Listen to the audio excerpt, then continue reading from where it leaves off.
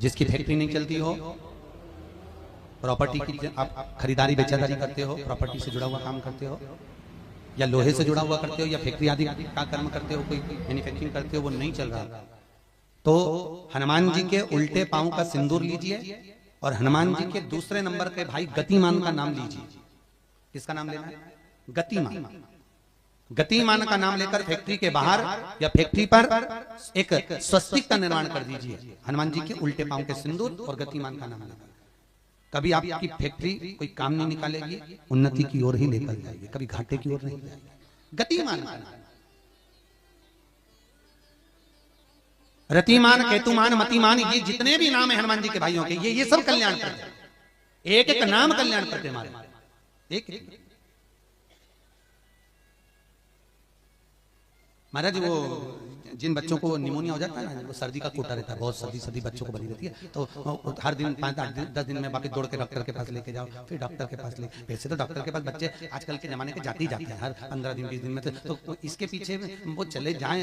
एक हास्य व्यंग में हमसे पूछा किसी ने, महाराज जी आज के बच्चे बार बार हॉस्पिटल डॉक्टर क्यों जाते हैं? तो हमने कहा देखो भैया, बच्चा जहाँ जन्म लेता है उनसे उनसे प्रेम ज्यादा होता है। पहले नानी के घर में पैदा होता था इसलिए नानी के घर ज्यादा जाता था, दादी के घर में ज्यादा पैदा होता था इसलिए दादी के घर ज्यादा जाता था। आज के बच्चे हॉस्पिटल में ज्यादा पैदा होते हैं इसलिए हॉस्पिटल ज्यादा घूमने जाते हैं। ये हास्य।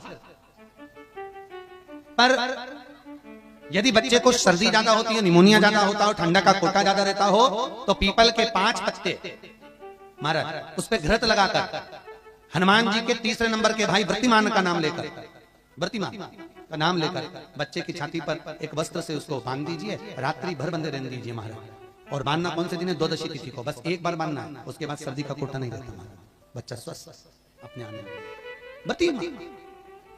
हनुमान जी महाराज के जितने भी भाई हैं सबका आनंद सुख। केवल एक दीवार ऐसी होती है जहां पर हनुमान जी का चित्र लगाया जाता है।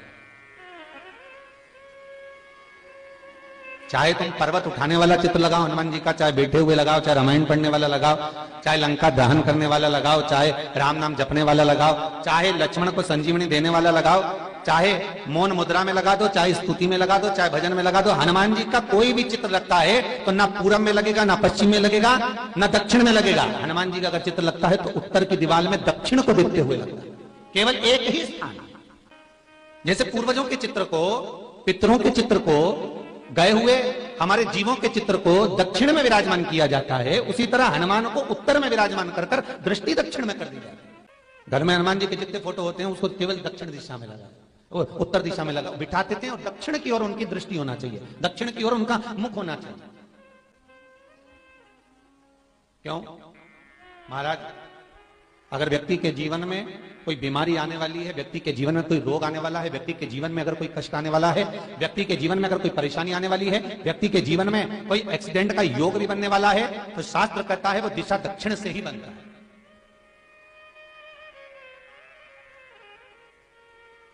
ये दक्षिण जो दिशा है ये यम की दिशा है। यहां संपूर्ण परिवार के साथ यमराज अपने आनंद में निवास करता है, यम दिशा। और जब हमारे घर में, हम ये नहीं करें कि आप हनुमान जी का फोटो लगाओ, हम ये भी नहीं करें, आपके घर में हो और आपने अगर विराजमान कर रखा है किसी दिशा में, तो हमारा तो निवेदन रहेगा, अभी तक आपने अगर जैसा रखा, पर एक बार दिशा बदल कर देखना कि रोग, बीमारी, कष्ट, दुख, तकलीफ में आपको लाभ मिला कि ना। हनुमान जी ने केवल दक्षिण दिशा की ओर अगर मुख कर हमने विराजमान कर दिया, फोटो ही विराज दिया। हम ये नहीं कहेंगे आपसे कि आप बाजार से फोटो खरीद के लाओ फिर लगाओ, नहीं, आपके घर में हो। एक सुंदर फल कुबेर जी महाराज ने भगवान शिव जी को भेंट किया, बड़ा सुंदर फल था, और वो फल कुबेर जी ने भगवान शंकर को भेंट करा, तो मां पार्वती जी ने उस फल को देखा तो फल बड़ा सुंदर, बहुत सुंदर। इतने में थोड़ी देर बाद जब मां जगतजननी अम्बा पार्वती जी के हाथ में वो फल आ गया, बड़ा सुंदर फल था जो कुबेर जी ने भगवान शिव जी को दिया था, और शिव जी के हाथ का फल मां जगतजननी जगदम्बा मां पार्वती के हाथ में आ गया। अब कुछ देर बाद भगवान श्री गणेश जी आ गए, कार्तिकेय आ गए, और उन्होंने उस फल को देखा।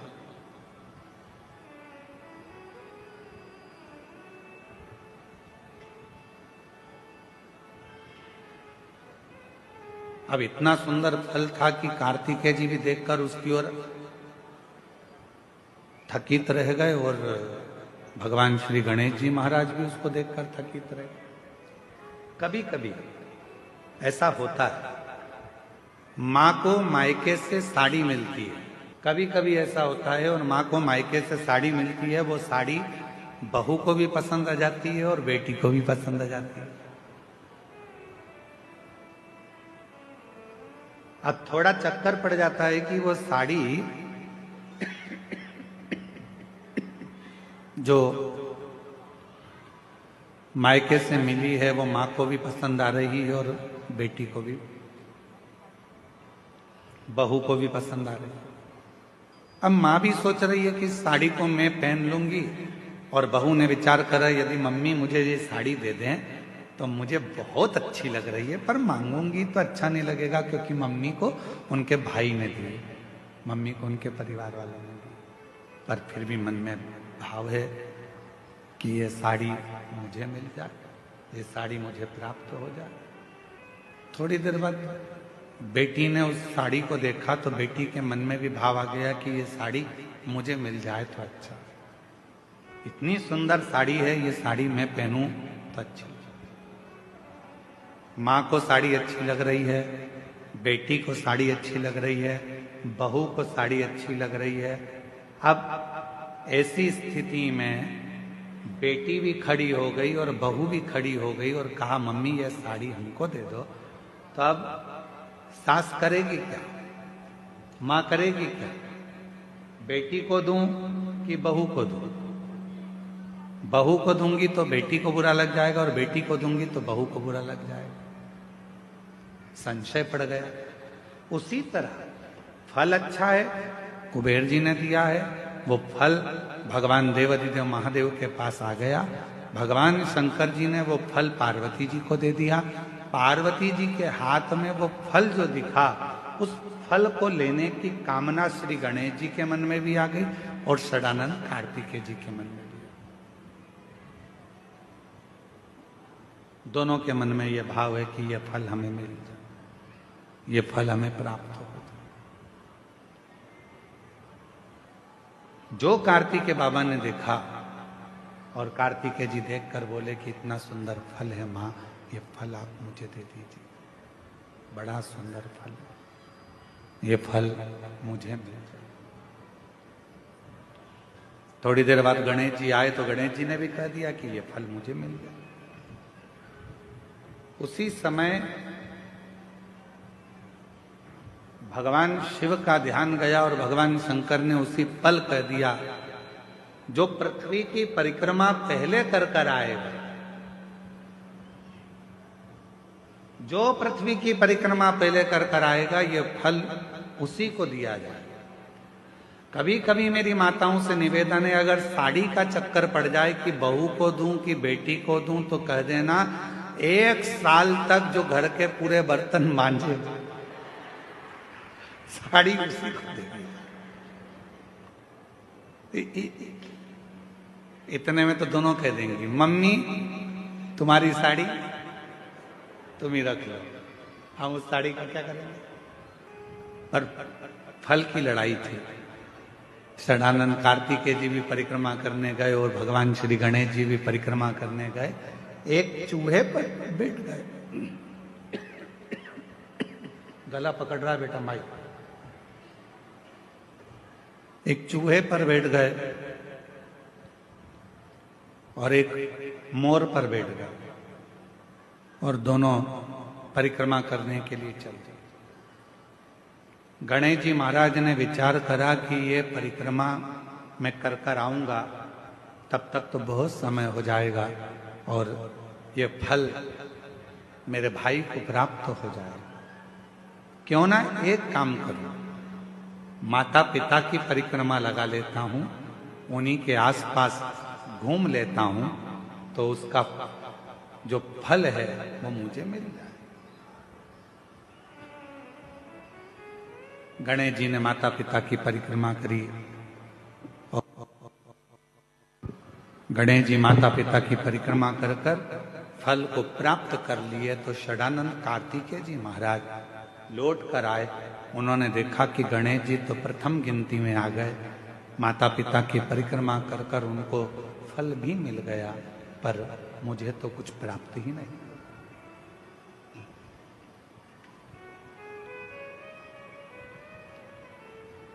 बात फल की नहीं है, बात है बुद्धि की, विद्वत्ता की, समझदारी।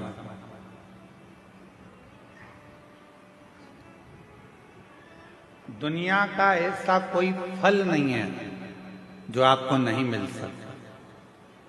दुनिया का ऐसा कोई काम नहीं है जो पूरा नहीं हो सकता।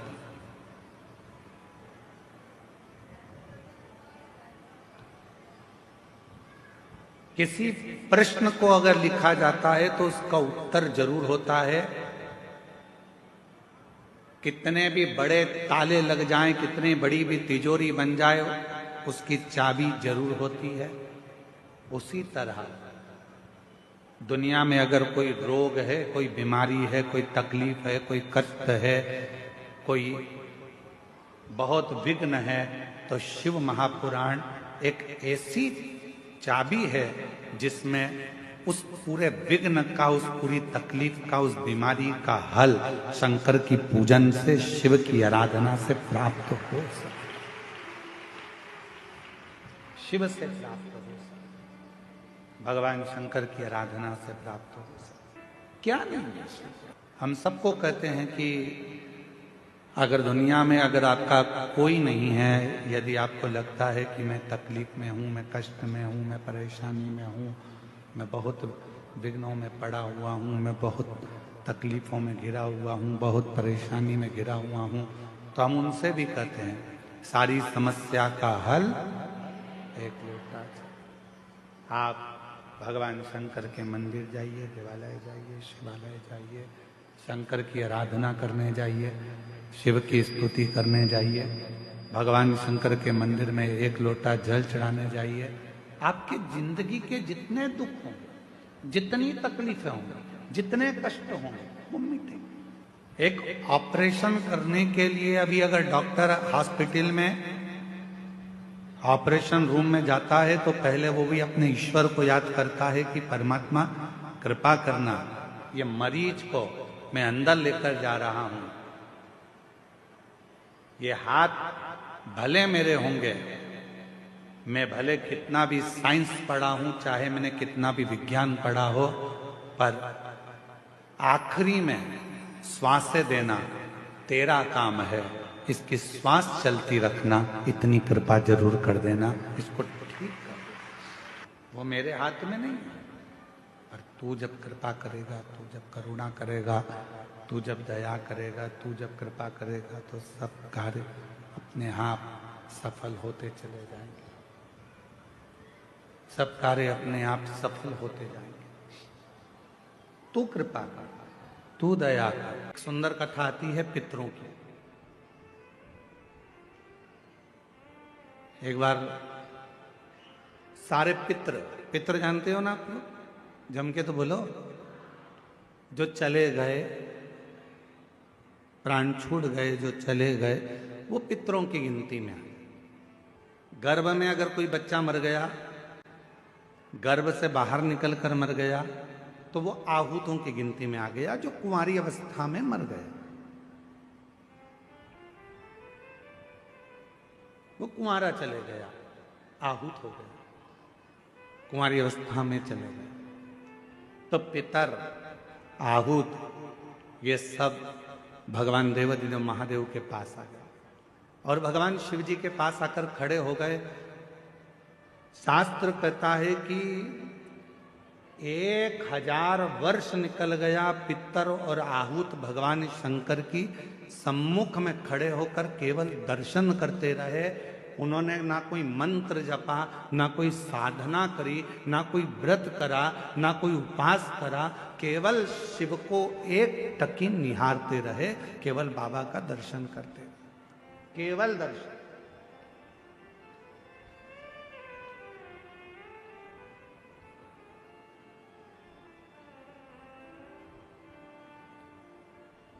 कितना फल है दर्शन का, जरा देखिएगा। 1000 वर्ष तक पितर आहूत ये सब शिव जी का दर्शन कर रहे हैं। 1000 वर्ष बोले कुछ नहीं है, ना मंत्र बोला, ना तप करा, ना साधना करी, केवल भगवान का दर्शन किया, खड़े रहे बस भगवान के इंतजार में। भगवान के नेत्र खुलेंगे, बाबा हमको देखेंगे, देखेंगे तब हमें वर देंगे। शिव जी 1000 वर्ष की समाधि में लीन थे और बाबा देव अधिदेव महादेव जब 1000 वर्ष की समाधि में लीन थे, नेत्र खुले नहीं थे।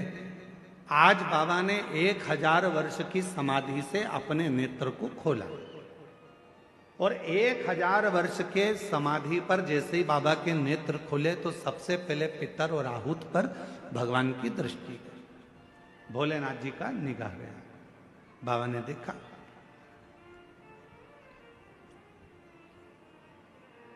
शिव जी ने पितरों को बुलाया, आहूतों को बुलाया और बुलाकर पूछा, क्यों भाई, क्या बात है, तुम यहां खड़े हो,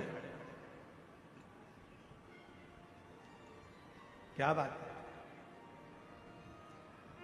बस देव अधिदेव महादेव बाबा पूछने ही वाले थे, इतनी देर में नंदी दौड़कर आ गया और नंदी दौड़कर आया और आते से ही भगवान भोलेनाथ जी से बोला, प्रभु आपने तो इनको अब देखा है, जितने समय से आप तप कर रहे हो उतने समय से ये बाहर खड़े होकर आपका दर्शन कर रहे हैं, इंतजार कर रहे हैं। नेत्र खुलेंगे बाबा हमें वर देंगे, नेत्र खुलेंगे बाबा हमें वर देंगे। 1000 वर्ष इन पितरों को हो गया, 1000 वर्ष इन आहूतों को हो गया, आपका दर्शन कर रहे हैं प्रभु, आप इन्हें वर दे दीजिए। शिव जी ने पितरों से पूछा, तुम क्या चाहते हो, तुम्हें चाहिए क्या? आहूतों से पूछा, तुम्हें क्या चाहिए, तुम बोलो। पितर और आहूत दोनों एक ही बात बोले, प्रभु संसार के लोग श्राद्ध पक्ष में हमको जल देंगे। संसार के लोग जब श्राद्ध आएगा, 16 श्राद्ध 16 दिन के आएंगे, तब ब्राह्मण को भोजन कराएंगे, पिंडदान करेंगे, तर्पण करेंगे, श्राद्ध करेंगे, तर्पण में जल देंगे, तब हमको जल प्राप्त होगा, तब हमको भोजन प्राप्त होगा, तब तक हम भूखे रहेंगे। इसलिए प्रभु एक कृपा कर दो कि ऐसी कोई व्यवस्था कर दो कि घर के लोग, परिवार के लोग, कुटुंब के लोग, कोई भी प्रतिदिन या हफ्ते में एक बार कैसे भी उनके माध्यम से हमें जल प्राप्त हो जाए और हम तृप्त हो जाएं। भगवान देव अधिदेव महादेव ने वर दे दिया पितरों को, आहूतों को। क्यों चिंता करते हो? जब संसार का मनुष्य मेरे शिवलिंग पर जल चढ़ाएगा, वो जल बहकर जब नीचे की ओर आएगा और अशोक सुंदरी से स्पर्श कर कर आगे बढ़ेगा, उसी समय पर आपको वो जल प्राप्त हो जाएगा और सारे पितर और आहूत तृप्त होते चले। वो जल आपको वहां प्राप्त होगा।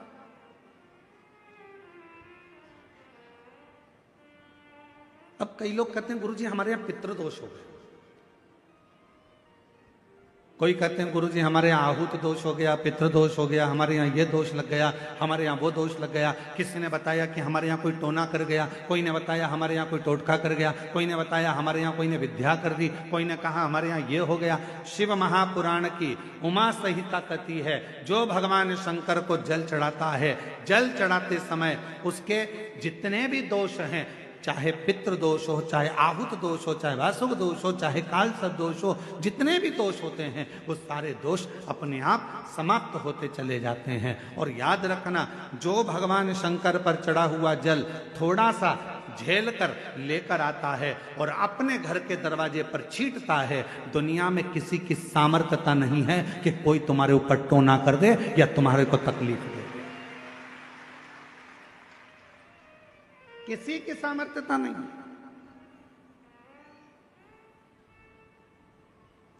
हम तो बाबा के भरोसे चलते हैं, हम तो बाबा के भरोसे चलते हैं। ये दुनिया वाले जलते हैं, ये दुनिया वाले बोलो बोलो जलते हैं। हम तो बाबा के भरोसे चलते डमरू वाले के भरोसे चलते काशी वाले के भरोसे चलते सीहोर वाले के भरोसे चलते देवघर वाले के भरोसे चलते डमरू वाले के भरोसे चलते हम उस पर आश्रित होकर चलें। जब हम पूर्ण आश्रित हो जाएंगे तो वो हमको संभाल। क्या चाहिए मेरे भोले बाबा को? ना तो मेरे भोले बाबा को तुमसे धन चाहिए, ना मेरे भोले बाबा को तुमसे दौलत चाहिए, ना मेरे शंकर भगवान को तुमसे संपदा चाहिए, ना मेरे शंकर भगवान को तुमसे कोई प्रॉपर्टी चाहिए, ना मेरे शंकर भगवान को तुमसे कोई संपदा चाहिए। कोई तुमसे कहे कि शंकर भगवान को 1 किलो भोग रोज लगाना पड़ेगा तो समझ लेना कि बेवकूफ बना रहा। कोई तुमसे कहे कि शंकर जी को 5 किलो दूध रोज चढ़ाना पड़ेगा, समझ लेना कि बेवकूफ बना रहा है। कोई तुमसे कहे कि 25 किलो घी का दिया शंकर जी को लगाना पड़ेगा, समझ लेना बेवकूफ बना रहा है। अगर कोई तुमसे कहे कि शंकर भगवान को इतना सारा प्रसाद चढ़ाना पड़ेगा तो समझ लेना कि पागल बना रहा है। मेरा भोले बाबा तुम्हारे प्रसाद का भूखा नहीं है, मेरा भोले बाबा तुम्हारे दूध का भूखा नहीं है, मेरा भोले बाबा तो केवल तुम्हारे निर्मल मन का भूखा है, सच्ची भक्ति का भूखा है और हृदय का भूखा। तुम्हारे मन से, तुम भाव से मात्र एक चावल का दाना यदि शंकर भगवान को समर्पित करते हो, शिव उसको स्वीकार करते हैं। आप 1 लोटा जल शंकर भगवान को समर्पित करते हो, शिव उसको स्वीकार करते हैं। आप 1 चम्मच में से भी आधी चम्मच यदि देसी गाय का, हमारी वेद लक्षणा देसी गाय का यदि दूध आधी चम्मच से भी आधी चम्मच यदि आप शिव को दे रहे हो, शिव स्वीकार कर रहे हैं। फिर आप केमिकल का दूध मत चढ़ाओ, थैली का दूध मत चढ़ाओ, ये इधर उधर से आया हुआ दूध भगवान को मत चढ़ाओ। आप तो देसी गाय का 1 आधी चम्मच से भी आधी चम्मच दूध अगर शिव को दे रहे हो तो शिव स्वीकार कर रहा है।